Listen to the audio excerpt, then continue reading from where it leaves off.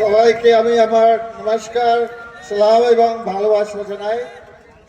উপস্থিত মঞ্চের সঙ্গে আমাদের প্রাক্তন মন্ত্রী, প্রাক্তন লোকসভা অপোজিশন লিডার, প্রাক্তন আমাদের সাংসদ অধীর রঞ্জন চৌধুরী, লড়াইকুর নেতা আছেন আমাদের সঙ্গে।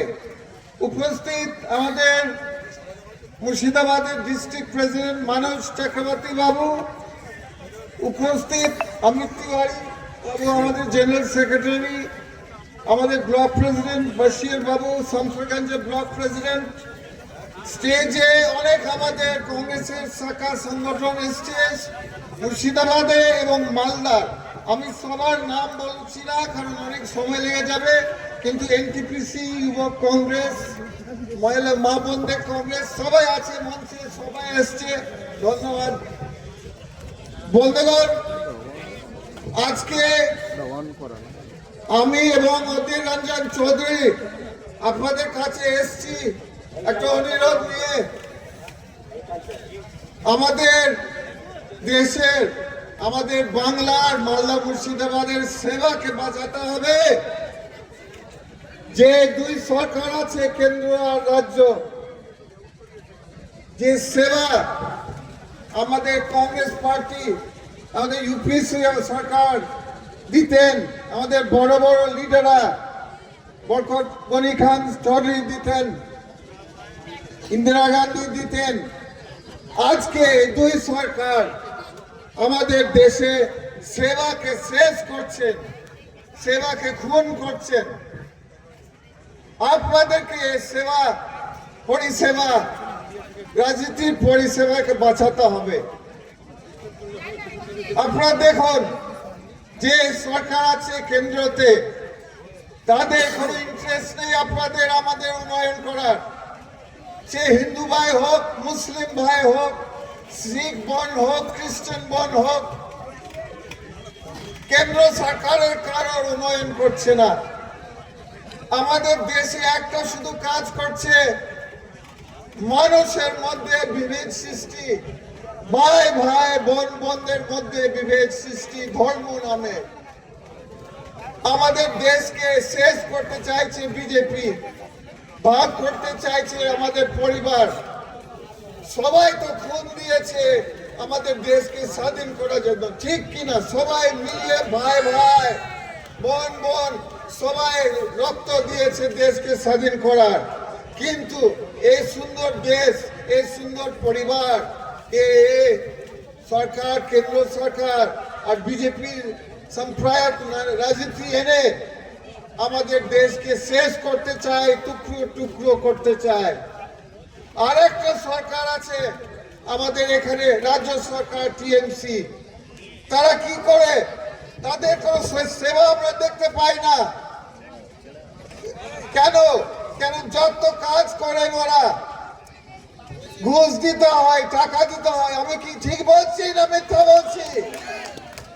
যত কাজ, একটা গরিব মানুষের বাড়ি পর্যন্ত ঘুষ না দিলে একটা গরিব মা বোন, একটা গরিব ভাই কিচ্ছু পাবে না টাকা ছাড়া।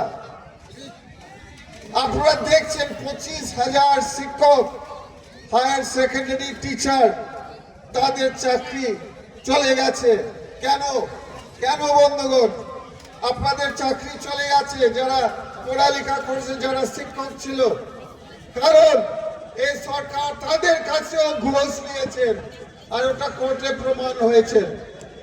তো বলো বন্ধুগণ, সেবার জন্য মানুষরা কোথায় যাবেন? আপনারা দেখছেন যে আমাদের মালদা মুর্শিদাবাদ একটা সবচেয়ে বড় সমস্যা হচ্ছে গঙ্গা ভাঙন। কিন্তু আপনারা জানেন কি, যে টাকা আমাদের ইউপিএ সরকার দিত, মনমোহন সরকার, সোনিয়া গান্ধী সরকার দিত, 120 কিলোমিটার মুর্শিদাবাদ আর মালদা দেখতো আমাদের ফরাক্কা পড়া, আমাদের কেন্দ্র সরকার ইরোশন আপনাদের গঙ্গা ভাঙন দেখতো, টাকা দিত, কোটি কোটি টাকা দিত গঙ্গা ভাঙনের জন্য। কিন্তু এই আমি বাজেট বক্তব্য রেখেছি গত বছর, আমি জানতে পেরেছি এই বিজেপি সরকার, কেন্দ্র সরকার 2 পয়সা দিতে চায় না আমাদের বাহনের জন্য মালদা মুর্শিদাবাদের, এবং যে 120 কিলোমিটার যে দেখতো আমাদের কেন্দ্র সরকার, এখন কেন্দ্র সরকার মাত্র 18 কিলোমিটার দেখছে, উন্নয়ন করছে। বন্ধুগণ, এই সরকার সেবার জন্য আসেনি। আপনারা জানেন অধীর বাবু আর আমি খুব লড়াই করছি আমাদের শ্রমিকদের জন্য। অনেক আমাদের শ্রমিক যারা বাইরে কাজ করে বিভিন্ন রাজ্য, 4 দিন আগে অভিষেক ব্যানার্জি বলেছেন যে কংগ্রেস কিছু করেনি আমাদের শ্রমিক ভাইদের জন্য অন্য রাজ্য। একদম মিথ্যা কথা। আপনাদেরকে বলতে চাই, সবচেয়ে আগে অধীর বাবু আর আমি নেমেছি শ্রমিকদের জন্য।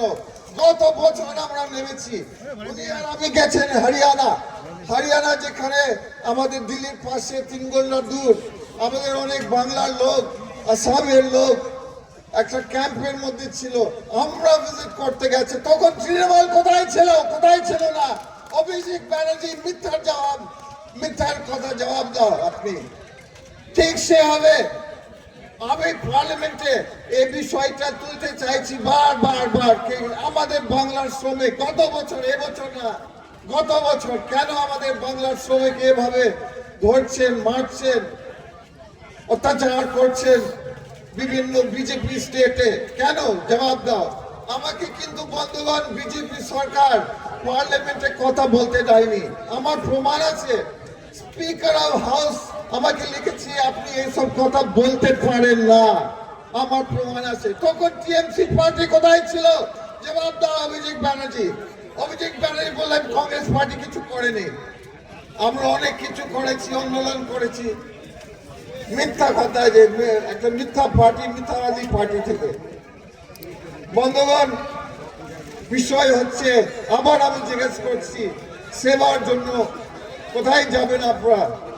একদিকে একটা চোর পার্টির কাছে যাবেন, বা একটা পার্টি যাবেন যে আমাদের পরিবার দেশকে ভাঙতে চাইছে। আপনারা কোথায় যাবেন? বন্ধুগণ, আপনাদেরকে বলতে চাই, আজকে আমি মালদায় ছিলাম আর প্রধানমন্ত্রী এসছেন একটা রেলওয়ে ট্রেন, নতুন ট্রেন উদ্বোধন করতে, ওই বন্দে ভারত। আমি 15 মিনিট পেলাম স্টেশন ওনার সঙ্গে।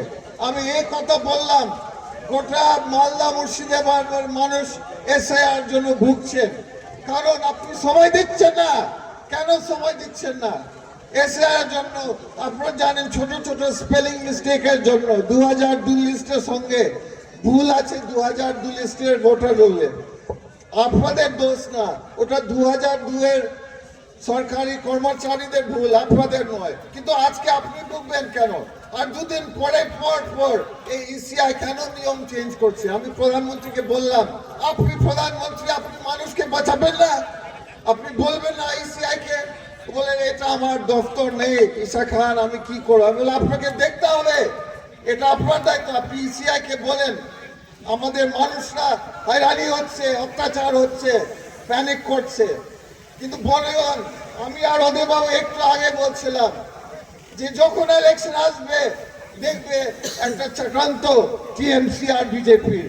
দেখেছেন তো 2014 সাল আপনার একটা কাণ্ড ছিল, সারদা কাণ্ড ছিল, মনে আছেন? আপনাদের কোটি টাকা লুট করেছেন টিএমসি সরকার, মনে আছেন সবার? তারপরে কি হলো? টিএমসির উপরে একটা তদন্ত হলো, 1-2 মন্ত্রী অ্যারেস্ট হলো। তারপরে কি হলো? কিছু না, বুশ, মোদি আর মমতা ব্যানার্জির মধ্যে সম্পর্ক হয়ে গেছে, তদন্ত শেষ, সিবিআই শেষ, জেল যাওয়ার শেষ, কিচ্ছু হয়নি মমতা সরকারকে।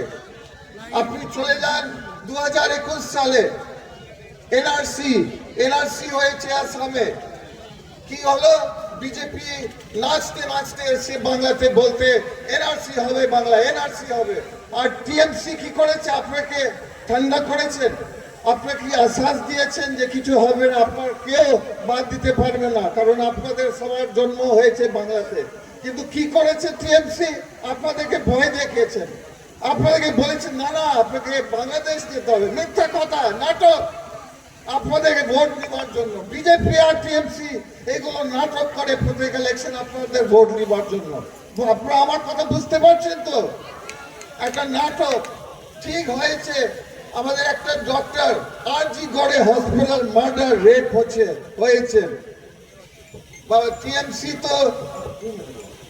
টিএমসি বললো যে আমাদের কেউ দোষী নেই, বিজেপি পার্টি আসলো, সিবিআই আসলো বলে আমরা যত গিলটি পার্টি আছে, ডক্টর বাবু হোক, বড় বাবু হোক, আমরা সবাইকে ধরবো।